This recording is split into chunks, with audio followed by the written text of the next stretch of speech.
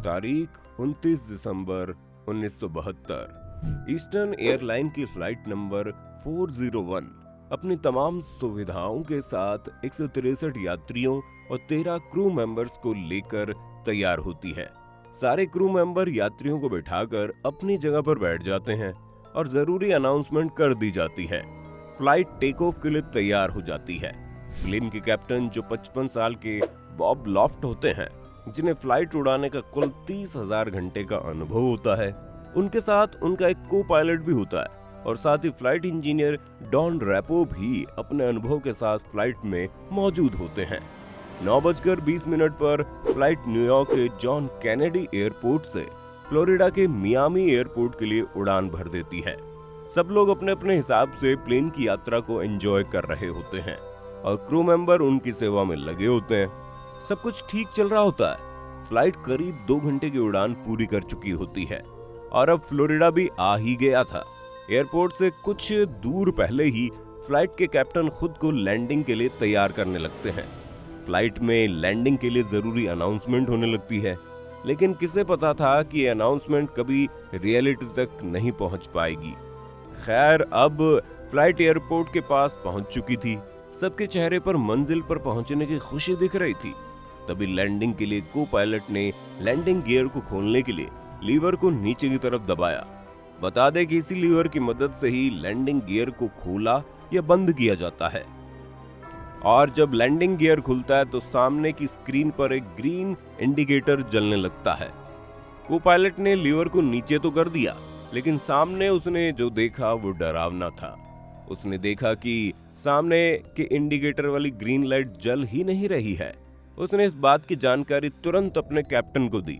Captain Bob loft ने जब ये देखा तो उनके भी होश उड़ गए, क्योंकि इस इंडिकेटर के न जलने का मतलब है कि आगे का लैंडिंग गियर अभी ओपन नहीं हुआ है।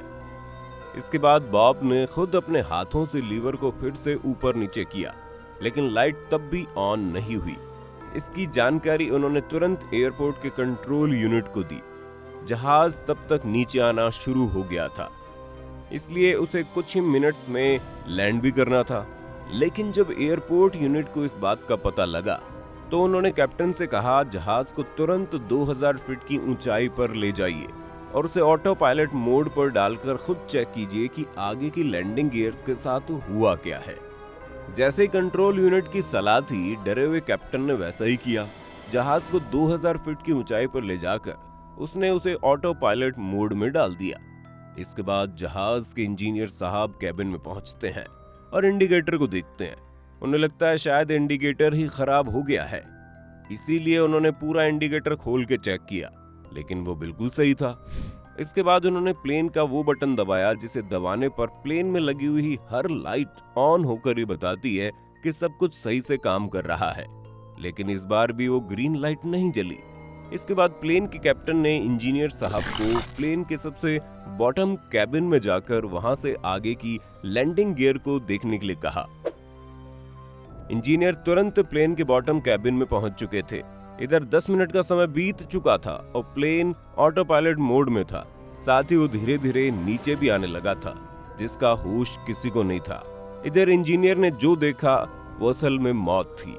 उन्होंने देखा पीछे के लैंडिंग गियर्स तो खुल गए हैं, लेकिन आगे का लैंडिंग गियर अभी भी बंद है, जिसके बिना लैंडिंग पॉसिबल ही नहीं है। तभी अचानक प्लेन और नीचे होने के कारण आउट ऑफ कंट्रोल होने लगा और उसमें बैठे यात्री परेशान होने लगे। सारे क्रू मेंबर उन्हें शांत करने में लगे थे। प्लेन करीब 1000 फीट की ऊंचाई पर आ गया था, जिसे देखकर कैप्टन को लगा ये और नीचे गया तो कहीं टकरा जाएगा। इसीलिए वो प्लेन को 180 डिग्री मोड़ने की कोशिश करने लगा, लेकिन ये कोशिश पूरी तरह नाकाम रही और प्लेन बड़ी बुरे तरीके से जमीन से जा टकराया और क्रैश हो गया। आप उस क्रैश की इंटेंसिटी इस बात से समझ सकते हैं कि प्लेन जब जमीन से टकरा रहा था तो उसकी स्पीड करीब 350 किलोमीटर प्रति घंटे थी, जिस वजह से जहाज के परखच्चे उड़ गए, जिसमें कुल 101 लोगों की जान चली गई और 75 लोगों को जिंदा बचा लिया गया। जहाज का मलबा एयरपोर्ट से करीब 30 किलोमीटर दूर जाकर मिला। अब आपको लग रहा होगा कि इसमें भूत तो आया ही नहीं। तो दोस्तों, अभी ये कहानी खत्म नहीं हुई है, बल्कि एक तरीके से यहीं से तो शुरू होती है। हुआ कुछ यूं कि इस फ्लाइट के बाद में एक और eastern airline flight try star 318 भी न्यूयॉर्क से मियामी के लिए उड़ान भरती है। उड़ान भरने के बाद फ्लाइट की होस्टेस मैरी सारे यात्रियों की सुविधा का ध्यान रखते हुए फूड स्टोर की तरफ जाने लगती है, लेकिन उसने ओवन से कुछ निकालने के लिए जैसे अपना हाथ बढ़ाया तो उसके सामने एक डरावनी सी शक्ल थी जिसकी आंख हिल रही थी। ये देख के मैरी चिल्लाना चाहती थी, लेकिन उसकी आवाज ही नहीं निकल पा रही थी। उसे लगा ये उसका वहम है, लेकिन जैसे उसने अपना हाथ दोबारा ओवन की तरफ बढ़ाया, वो चेहरा फिर से सामने आ गया और अपने होठ हिलाकर कुछ कहने की कोशिश करने लगा। मैरी तुरंत डर के वहां से भाग गई और जाकर उसने फ्लाइट इंजीनियर से सारी बातें कही।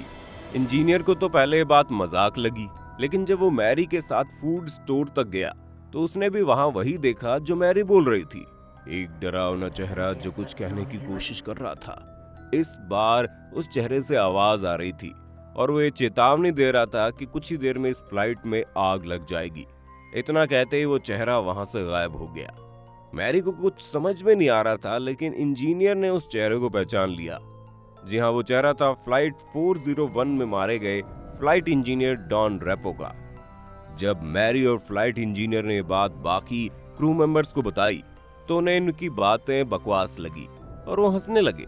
लेकिन उसके तुरंत बाद फ्लाइट के कैप्टन को लगा इंजन ठीक से काम नहीं कर रहा है, इसलिए वो फ्लाइट को मैक्सिको से मोड़ के वापस न्यूयॉर्क की तरफ ले गया, जहां फ्लाइट लैंड करवाने के लिए सभी पैसेंजर्स को एयरपोर्ट पर वेट करने के लिए कहा गया। इसके बाद इंजन को रिपेयर किया जाता है और उसके बाद उसे चेक करने के लिए फ्लाइट को बिना पैसेंजर के उड़ाया जाता है। लेकिन इस जहाज ने जैसे ही उड़ान भरी, वैसे उसके लेफ्ट साइड के इंजन में आग लग गई, जिसे देख लोगों के होश उड़ गए।